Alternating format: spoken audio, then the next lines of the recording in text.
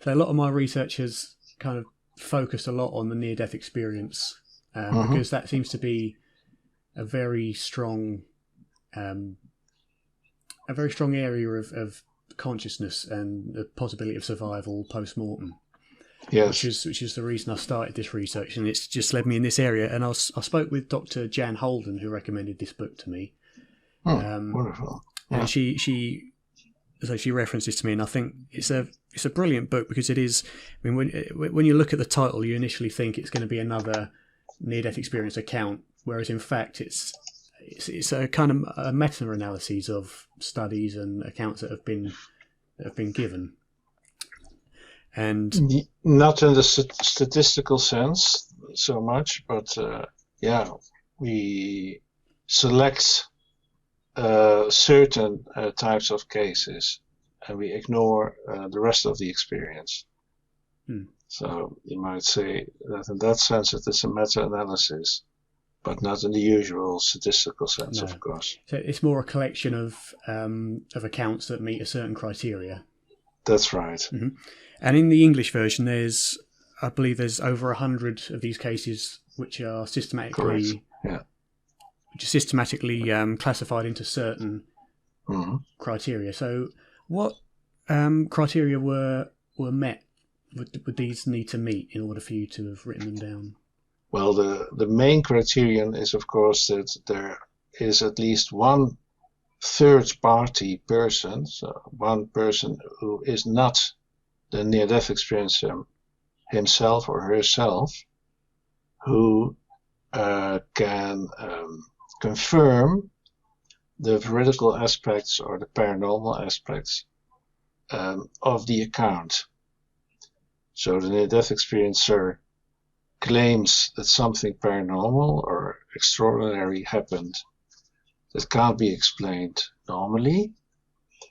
And now there are many accounts like that, maybe in the thousands or more, but only in a certain amount of cases there's someone else who can testify that what the NDE or the near-death experiencer claims to have happened really happened, in the sense that there was something paranormal going on that can't be explained through sensory perception or other normal means.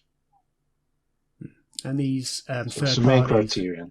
So these third parties include friends, relatives, and professional people, doctors, of course. Physicians. Yeah, almost anyone who isn't involved as an NDEer, him or herself, would do the job. Almost anyone. So are you still active in near-death experience research? Is that your main kind of area of interest, or does it branch out to other anomalous? I have a background of wider interest in psychical research and parapsychology. And I used to be very active as a reincarnation researcher. I still am, actually. But that is how things started off. And it was only later on that I became very actively involved in the field of near-death studies. So my first book in Dutch was a book on reincarnation research, actually. Mm-hmm. What was that book called? It was called in Dutch Parapsychologisch onderzoek naar reïncarnatie en leven na de dood, which means parapsychological research into reincarnation and survival after death. Mm-hmm. So it also contained a chapter in which certain experiences were compared with near-death experiences. So it was already in the book, the subject was already part of that book, but only in a minor way. The main focus being the reincarnation phenomena. Exactly. So what got you interested in that kind of area to begin with, reincarnation? Well, when I was about 19 years old, I had lost my Roman Catholic faith. I was raised as a Roman Catholic by parents who both were very religious, and had been quite religious myself until I got into contact with Dutch and also international students at the local university who mostly were atheists. And this really made it very urgent for me to look at my own worldview and my religious convictions. And one of those was, of course, that there's a life after death, which was always had been my main consolation when confronted with the dark sides of life, so to speak. So I really wanted this to be true, and I started studying books on parapsychological subjects, also about ESP, etc. And of course, I focused on the evidence for survival after death, and that's how I encountered the work of Dr. Ian Stevenson at the University of Virginia, and I read a Dutch translation of his very important work, 20 Cases Suggestive of Reincarnation. And that's how I got convinced of the reality of reincarnation, because I was impressed by the quality of his methodology and his reasoning, and also, of course, by the evidence that he found. So you, of course, with your credentials, you would class yourself as someone who follows the scientific method and values it. So yes, what did you find was noticeably strong about the evidence for both reincarnation and the reality of the near-death experience? Because a lot of people will say that due to the nature of the anecdotal evidence and some methodological issues and timing issues, whether these, for example, with the near-death experience, whether these occur in cardiac arrest patients when the brain is waking up or turning off as opposed to being dead. So there's a lot of arguments like that can refute this evidence. So what was it about the evidence that to you made it seem so strong? Well, it's very important to stress that I've never been a materialist. So after I lost my religious beliefs, I've never felt attracted by the materialist mainstream scientific view of the world, or philosophical view of the world, I should say, but it is very important within mainstream science, I meant. Not because it didn't appeal to me, but just because I thought it was nonsensical due to the nature of consciousness. I've never understood why anyone could believe that consciousness is a physical phenomenon. I've never understood that. And maybe it's harder for introverts like myself to understand that than for extroverted people who tend to approach life or reality from the outside or something. When you're an introvert, you're primarily confronted by your own consciousness as the point of departure.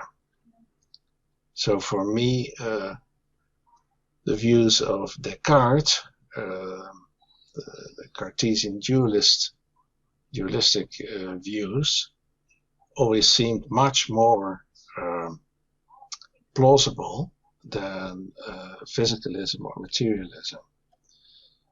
So in that sense, I've never really taken seriously the tenet of Carl Sagan, namely that extraordinary phenomena require extraordinary evidence or something like that. At least that's what he meant. And I've never subscribed to that view, in the sense that for me it's only a matter of evidence whether something exists or not, but I don't have the limitations of the materialistic framework that limit me, in the sense that I would reject something out of hand because it doesn't fit or doesn't match the materialistic preconditions. Just a moment, I'm being given a call. Just a moment. No problem.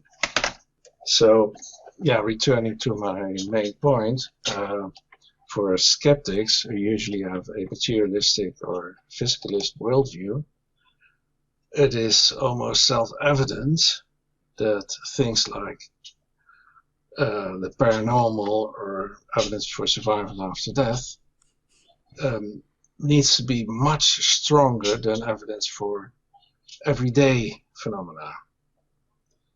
But for me, there's no such requirement. So as soon as I can accept something as evidence, I will. I won't be limited by materialism. I won't have any inhibitions in that sense. I think that's the right way to go. Follow the evidence wherever it leads, regardless of any presuppositions that are made. And I recently was in a conversation with Dr. Harold Wallach and David Lorimer, who are pushing a very important report called the Galileo Commission Report, which looks at these. I've heard about it, yeah. Which looks at these materialistic presuppositions and puts down a framework that could work beyond that to account for some of these phenomena, which is exactly along the same lines as what you're saying, which is follow the evidence wherever it goes. Yes. I think the only question is what one's view on what constitutes reliable evidence is. For many, the nature of reincarnation, near-death experience, out-of-body experience come across as anecdotal and not empirically studied, like from Dr. Sampania and Dr. Penny Sartori's studies, where they put targets out of the range of the physical body for them to view out of body, and none of them have been able to. I mean, regardless, we know the sample sizes are incredibly small, but that's the sort of evidence that's lacking. It's that empirical observation, and all we can rely on is testimonies, which is why I like your book, The Self Does Not Die, because it gives across these not only anecdotes, but anecdotes that have had included visual verifiable perception, which have been verified by third parties after the fact. So the question is, how can we be sure that those accounts that are written in this book are accurate? Well, we can't be 100% sure, of course, but then again, we can't be 100% sure that experimental research isn't fraudulent either. Even if an experiment has been repeated thousands of times and the same results have been found time and again, that doesn't mean that there can't be conspiracy of experimenters, purely theoretically, hypothetically, I mean, that have just conspired to give us an illusion about the results. Sorry, just a second phone call. No problem. Just a moment. I meant fraud can't be excluded 100%, and nor can distortions in one's memory, etc. We can only work with plausibility, with probability about such things. And the more cases one collects, the less probable it becomes that it's just someone's fantasy or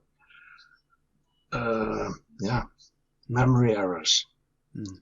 What is going on?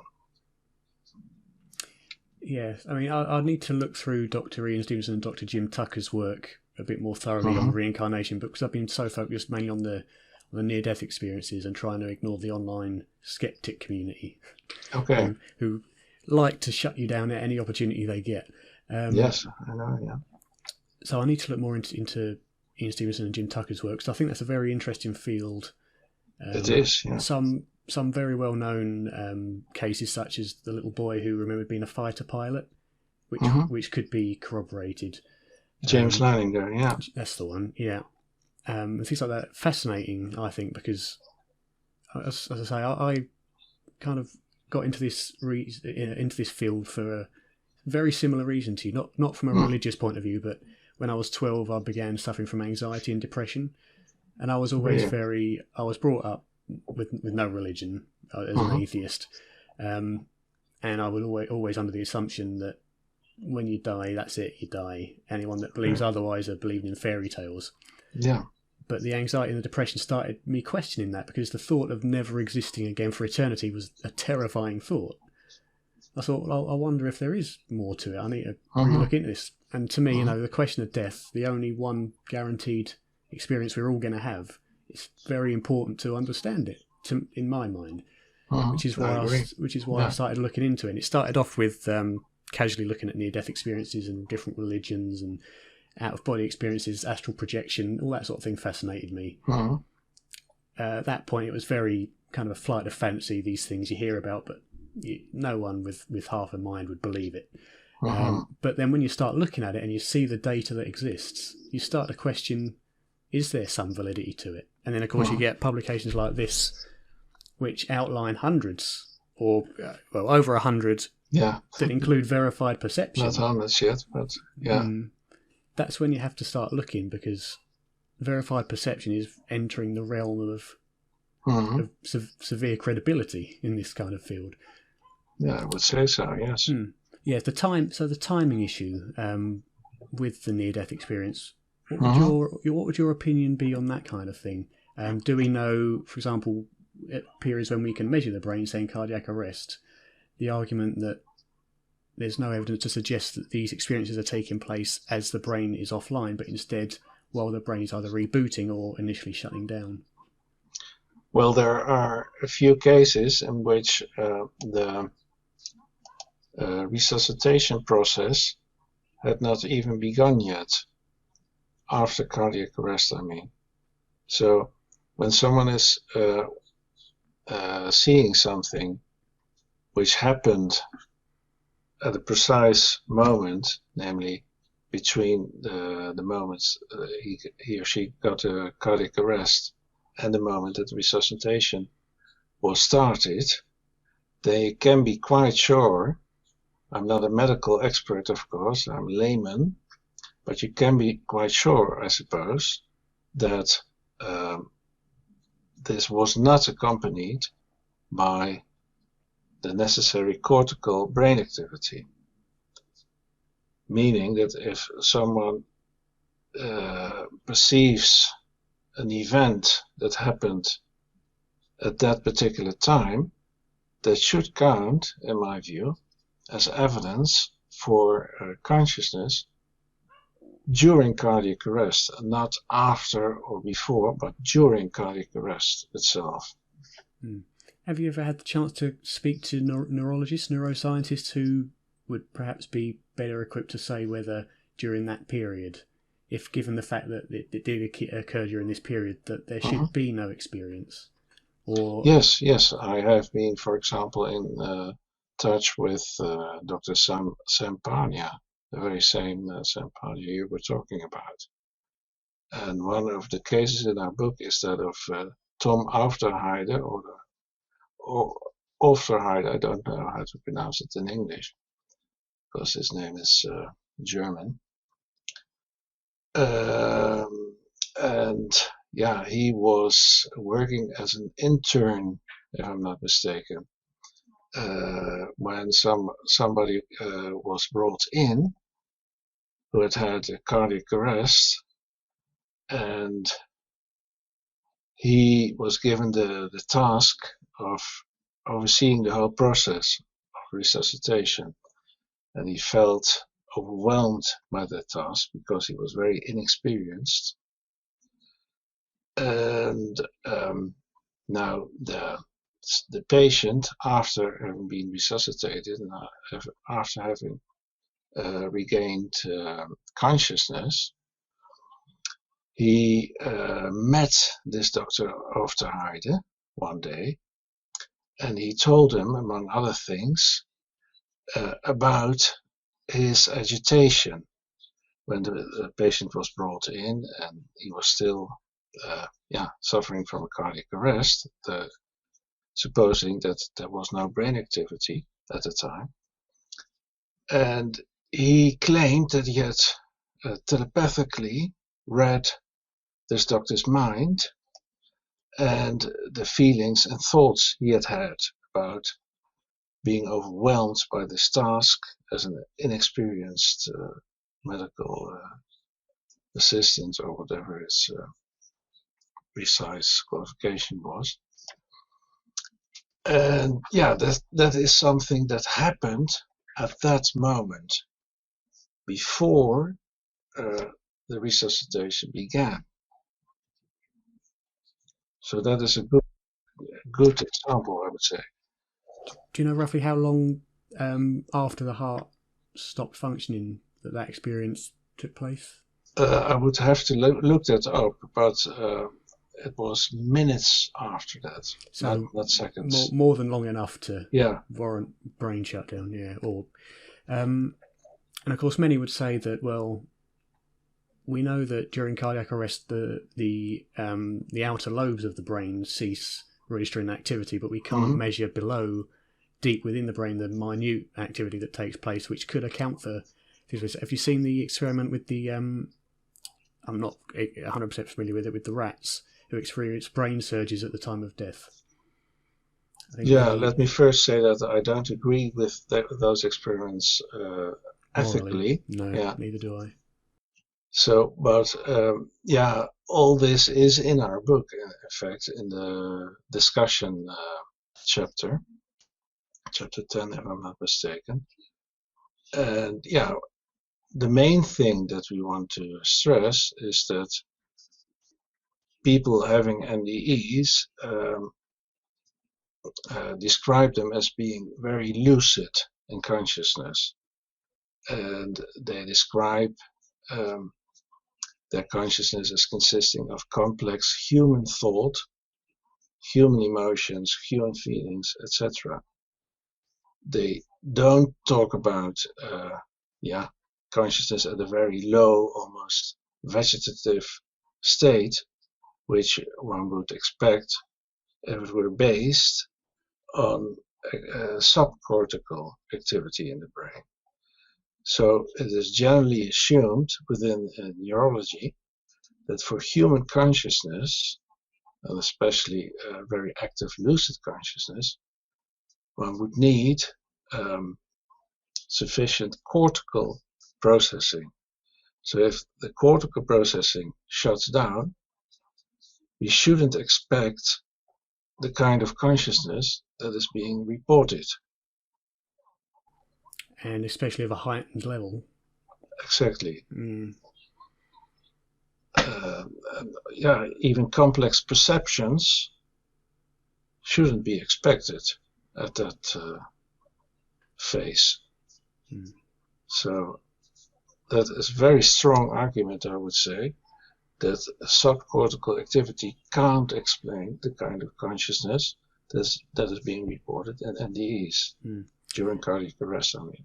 And of course, you have other cases not involving cardiac arrest, but involving periods in which the brain is potentially just as severely compromised, like the very controversial case of Dr. Eben Alexander, someone who I'm going to have the privilege of talking to soon. Oh, really? Which I very much appreciate. I'm sure he's a very busy man, but he's going to take the time, bless him. Send him my greetings, by the way. I will. I certainly will. Now, he's, of course, a very controversial case because he's a Harvard-trained neurosurgeon. Mm-hmm. And we all know of the Esquire article by Luke Dietrich and the follow-up by Robert Mays. Correct. And with the case of Dr. Eben Alexander, with severe bacterial meningitis, Mm-hmm. I'm not a neurosurgeon or a medical doctor by any stretch of the imagination, but at that stage, that's almost the same as having a brain that doesn't work at all.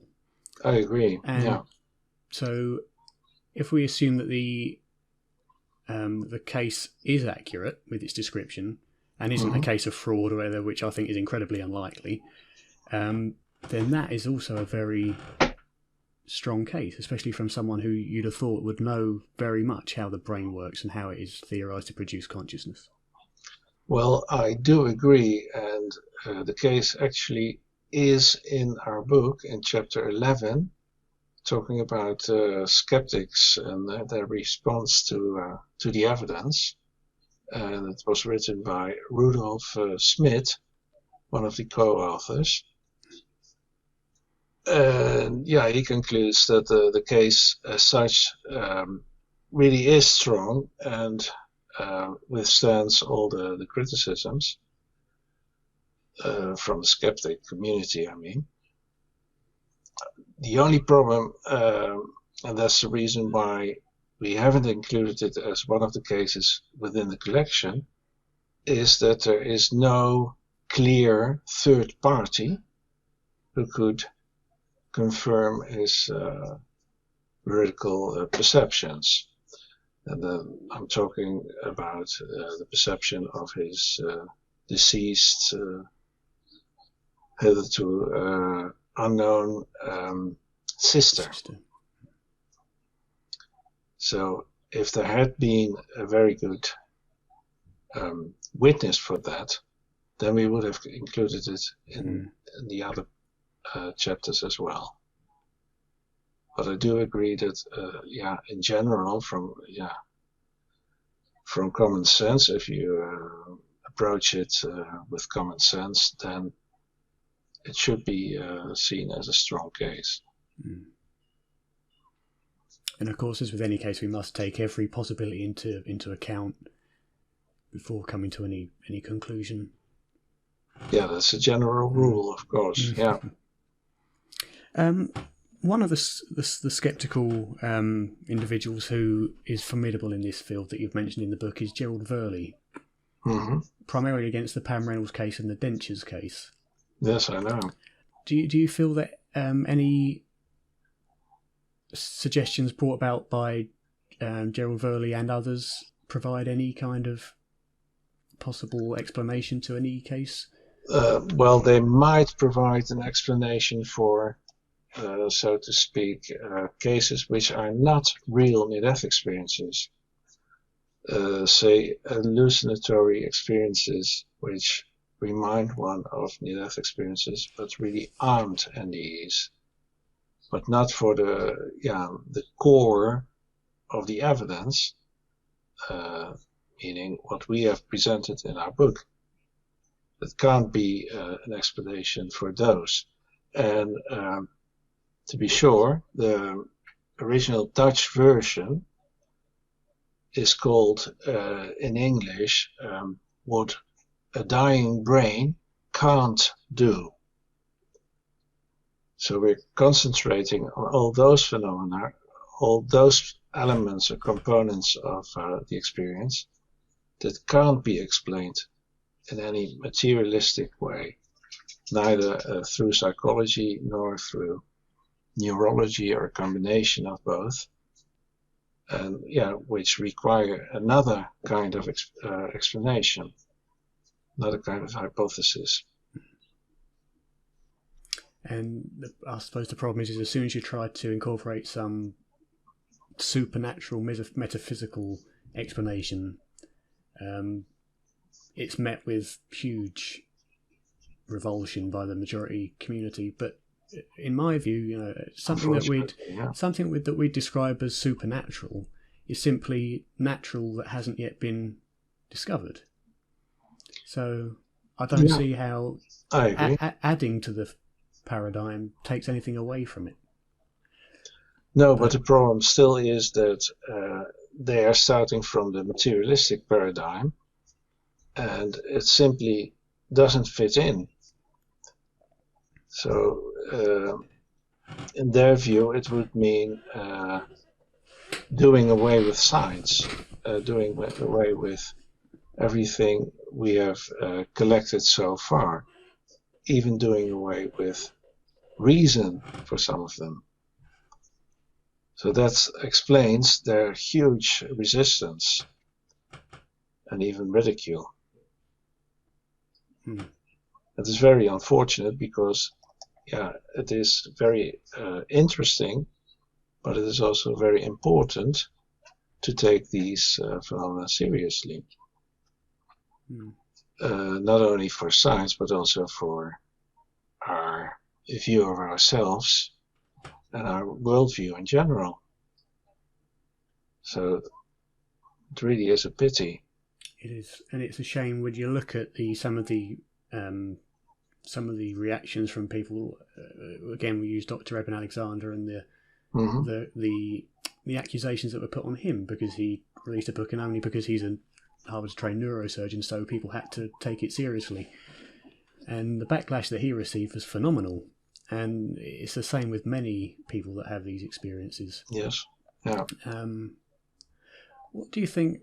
I always find interesting in this, if you're aware of it, the James Randi Foundation, with the $1 Million Challenge that's never been won effectively. What's your opinion on that whole challenge? Because there are huge proponents of it all over the place, and you'll see it's often used as an argument against any form of supernatural experience. Well, Randi is almost generally considered a real debunker, a real materialistic, preconceived, narrow-minded or closed-minded, I should say, skeptic, a real materialist. And I think his results can't be taken very seriously for that reason. I don't know if you know the case of Natasha Demkina, a Russian female healer and psychic. And she was studied by a team of skeptics who all worked in the spirit of James Randi. And yeah, she was also studied by real parapsychologists, including Mary Rose Barrington. Maybe you've heard of her. She recently passed away. And Miss Barrington wrote an article exposing the methods and the way of reasoning of the skeptical team, and showed that, yeah, they simply refused to take the evidence seriously. They changed the standards during the experiments only to be able to conclude that it was all nonsense, that she was not gifted, that she didn't have any special gifts, and that it was, yeah, just some kind of illusion or even a psychiatric disease, that she thought that she really could do more than average. And it devastated the girl, and because she had believed that the skeptical team was really honest and had a very real interest in her powers. But it turned out not to be the case. They simply, yeah, wanted to debunk her claims. And that's, for me, that is a very strong and even a normal example of the way they treat the paranormal is typical for their attitude. It's a shame because there's a way to be skeptical and a way to not be skeptical. And I'd say the way to not be skeptical is to be skeptical and condescending to anybody that believes what they believe. For whatever reason they believe it, it's not your business to tell them they're stupid or childish or whatever. Correct, yeah, I agree. But I suppose to be skeptical of one's opinion, in order to be properly skeptical, one must be skeptical of one's own opinion also. Yeah, that's what's lacking most of the time. Yeah. Have you ever heard of the Zetetic scholar, which was led by, if I'm not mistaken, Marcello Truzzi or something? Let me just look it up. Yeah, he was a skeptic who started off as just an average skeptic, but he found out that he couldn't live with the way other skeptics were treating anomalous subjects. And he founded his own skeptical organization, which was more in line with the historical meaning of the word skeptical, which also means open-minded and not dogmatic, not closed-minded. So there is a whole movement, if I'm not mistaken, of people who want to be skeptical in the original sense, but don't want to be debunkers. That's very interesting because it means that, that's what we need. That you want to be critical of things, you want to have your criticism and to be reasonable about things, but you don't want to preclude certain phenomena just because they don't match your worldview. That's right, and I think a lot of that's just part of human nature because you see it on both sides of the fence, the fundamental atheist skeptics, but also the fundamentally religious believers. Yes, I agree. Yeah. Who can be equally nasty to people that go against them, whether atheist or fundamentally Christian or Muslim or whatever. And I think it seems to be the fear of losing or having to alter one's worldview in face of evidence that contradicts it. And it seems almost a defence mechanism to be incredibly condescending and unnecessarily harsh with language, which I think is a shame because as you say, one should follow evidence wherever it leads. Yeah, indeed. Yeah, but it is a common human weakness to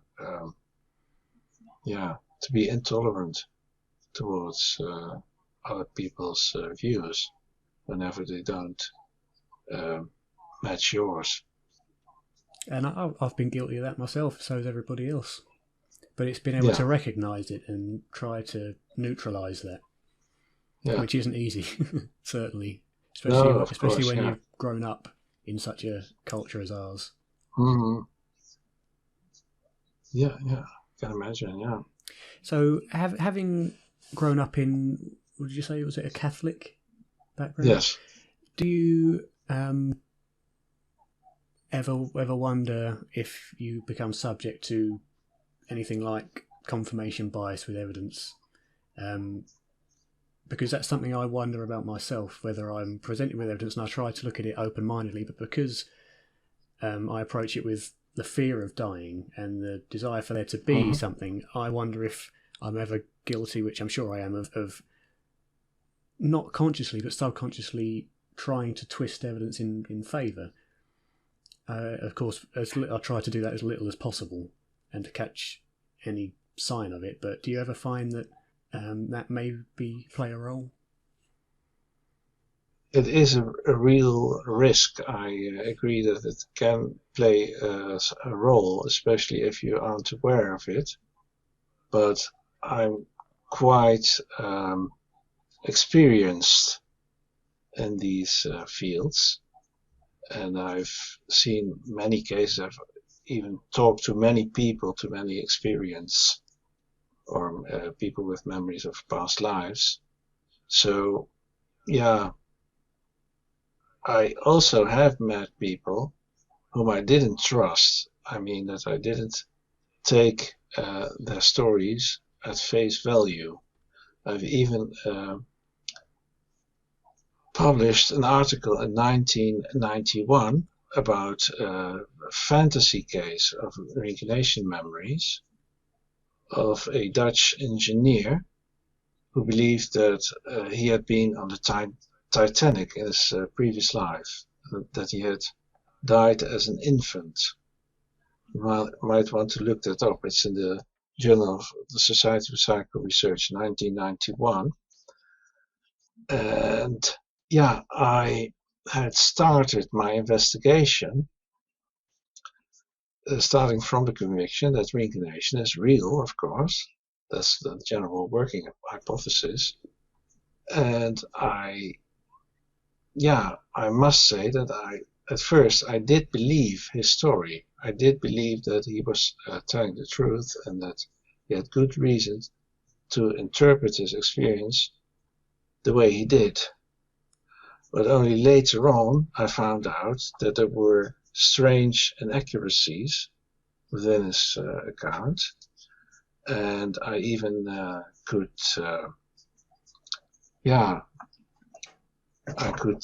confirm that some of the stuff that he was saying was simply incorrect through the Royal Archives, etc. So in that case, I was led by the evidence to the conclusion that his case was not valuable in the parapsychological sense. So for me, that proves that I'm open-minded enough and that I can be proven wrong when I start with the idea that it will probably be a real case of something anomalous or paranormal.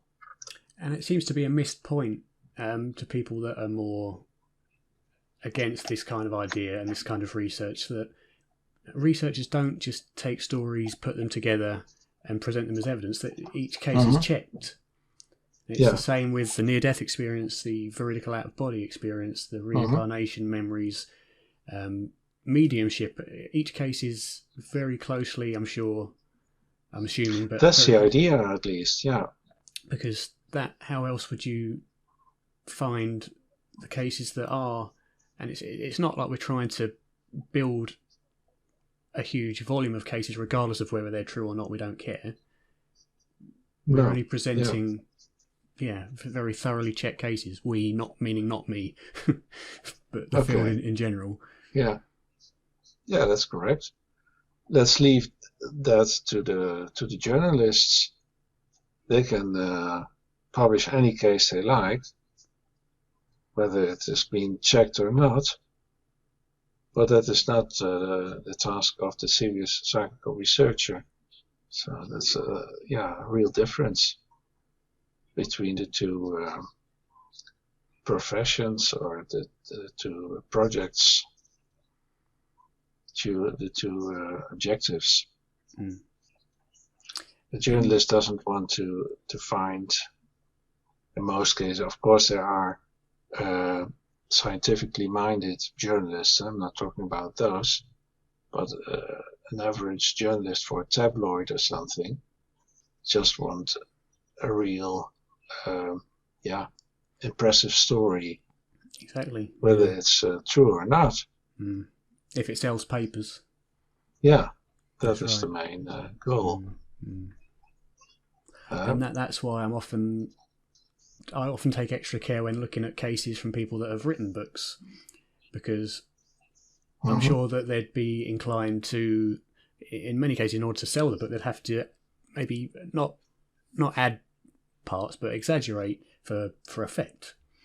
And you appreciate that. That's fair enough. But it's the data within that to whether it's true or not. And it's the same with the journalists that you mentioned that you see everywhere. Mm. Yeah. You must question the validity of everything, but not dismiss it outright as all exaggerated and all fabricated. And of course, there are cases. I can't remember the name of the lad, the young boy who wrote a book about going to heaven, which turned out to be completely fabricated. And of course, the people against this research jumped on that like wolves on meat, and it's still quoted now. And I'd say in every field of research like this, there will be fabrications. Yes, but very few in number compared with. I wonder how many people are aware that numbers of cases such as this exist. So I'm sure many people, when you think of the near-death experience, will think of one or two fanciful sounding cases, but ignore the other 100 that include veridical That's perception. Something we have wanted to change by publishing this book. Yeah. Everybody, when you ask about near-death experiences, they'll jump to extremes. Eben Alexander, Pam Reynolds, but nobody ever mentions. Pick one here. That's not a case. That's the end. Tom Sawyer with Robert Mays. No one's ever heard of him, but he had a very valid veridical out of body experience, or I'm assuming because it's in that area. And add that case to the many millions of people who haven't reported it, fear of being ridiculed or because they just never got round to it. And you've got some very strong statistical evidence, I'd have suggested. Statistical in the sense that it can't be just mere coincidence or something. Yeah. Or sorry, just the sheer volume of accounts that say similar things. Yes. It depends on how you want to use the word statistical, of course. If you use it in a strict mathematical sense, then it doesn't apply. But if you just mean probabilistic or something like that, then you're absolutely right. Yeah. Yeah, I use it in the most primitive of forms. I'm not a statistician. I'm not a philosopher. I'm a very lay person who just is interested in this sort of stuff. Yes. So don't take me out of context if anybody's listening. No, but because in Dutch one wouldn't use the word statistical or the Dutch equivalent in that specific sense. That's why I'm stressing it, that we don't claim that we have found statistical evidence in the sense that we have done some very thorough statistical analysis and mathematical analysis of the evidence, because we haven't. It wasn't our goal. We wanted to find evidence that would count as strong by the standards we have used. Especially the standard of there being a third party who confirms the story. So what would you say to those that oppose this kind of research as non-scientific because it involves only anecdotal subjective interpretations of experience as opposed to empirical data, and therefore have little weight in the scientific community? Well, I would just quote you. You have already expressed it very nicely, namely that this isn't anecdotal evidence in the everyday sense of stories that aren't confirmed by anyone's testimony, anyone's external testimony, I mean, that haven't been confirmed by any third parties. In that sense, we can't call them anecdotes, because for the usual anecdote, we only have the person telling the anecdote as a source, and not anyone else. So that would be my reply. We can't dismiss them as mere anecdotes because they aren't. No, because they have third-party verification of. Exactly. So now, if you take what I would call a scientific view, meaning that only experimental evidence or the experimental method would count as a scientific method, then you would have this dichotomy between, on the one hand, experimental results, and on the other hand, everything else, which would be called nothing more than anecdotes. But if you reject that approach, which we have done, then there are many methods, and not just two, and many shades, so to speak. And some methods may just be more suitable for certain subjects than other methods. So if experimentation isn't possible in one area, it doesn't mean that everything that is left is just anecdotal evidence. There are many gradations, many shades, and it's not just all or nothing. Yeah, I would agree. Yeah. So from your many years of research into this kind of area, everything considered paranormal, what would you say is your current stance on the nature of consciousness? Or say you started as a Catholic, became more atheistic during your university days. So where would you say your beliefs / conclusions are currently regarding consciousness, afterlife, extended mind, etc.?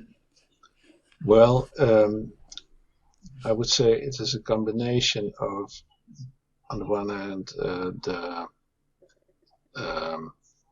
say, orthodox view of biological evolution, on one hand, and on the other hand, more spiritualistic view of life. So I don't reject the theory of evolution as formulated by Charles Darwin. I'm not a creationist like the fundamentalist Christians in the United States or something. But I do believe that there is, as Dr. Ian Stevenson would have called it, a personal evolution interacting with biological evolution, meaning that there is a personal or individual psyche that evolves during biological lives, biological lifetimes, survives death, of course, because otherwise it wouldn't be possible, and that may end up in a non-physical realm. So that's basically my main belief system when we're talking about these subjects. And that comes from your research into reincarnation, near-death experiences. Yes. Any other areas you've gone into? Well, I've also studied a few cases of telepathy, etc. And a major interest of mine is also animal cognition, which for me also shows that there's a continuity in a psychological sense between animals and people, or non-human animals and human animals. And I don't conclude from that we are just animals in the materialistic sense, but rather the other way around, that animals are just like us, namely spirits in the material world. Yeah, I would conclude something similar. I would conclude that we are animals who are subject to and came about as a result of biological evolution, but that there is a part of us that has as of yet been undiscovered, that maybe goes beyond biology that we currently understand. I don't think that brain creates consciousness as is popularly considered true. I think the brain, I don't know, but I think it filters or restricts consciousness through the evolved human form, and we perceive the world through the senses that the human being has evolved to perceive through. But that essence and mind and memory, I don't think it's all brain based. And it's when you start looking at people like Stuart Hameroff and various quantum that people call woo-woo, which I hate that term beyond belief. Yeah. So that's kind of where I am. So I think we're kind of similar in our viewpoints. Yeah, that seems to be the case. Yeah. So I must be doing something right.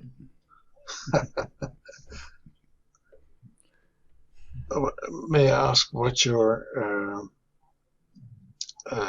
scholarly qualifications are like? What have you done any studies at university, or nope, are planning to do so?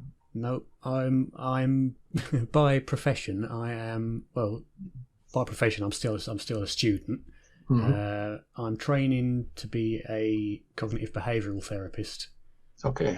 With a home university course. I can't do universities or things like that because of my anxiety. Oh, really? It affects me physically, and it makes me feel really ill when I'm around a lot of people in a certain. It's a pain. I'm getting there, but I wouldn't face it yet. But I'm doing a home course on that. I'm also working on looking at the stock market and things like that. So nothing really to do with this philosophy or science but I don't think you need qualifications to have an interest. No, I agree. I'm just being curious. Yeah, it's fine. Yeah. So yeah, cognitive behavioural therapist. That's what I plan to do. Okay. It's a very worthy, noble subject, I would say. Yeah. I'd hope so. I've been through many therapists myself for my anxiety and depression, and I found it not very useful. So I'm trying to. I hope to offer it from experience. I was given therapists, 25, just out of university. Everything they learned out of a textbook, you could tell. And I want to offer more of an experiential kind of help. Yeah. The best therapy, the best therapists are the people that have been there, I think. Have been through the same process of depression, anxiety, whatever. Yeah. Because you develop a sense of empathy, and that's what's missing in a lot of people. Yeah. Okay, well, thanks for coming on. I appreciate your time. Okay. We finally got everything to work, so it was all worth it in the end. Let's hope it has been recorded. Yeah, let's very much hope that.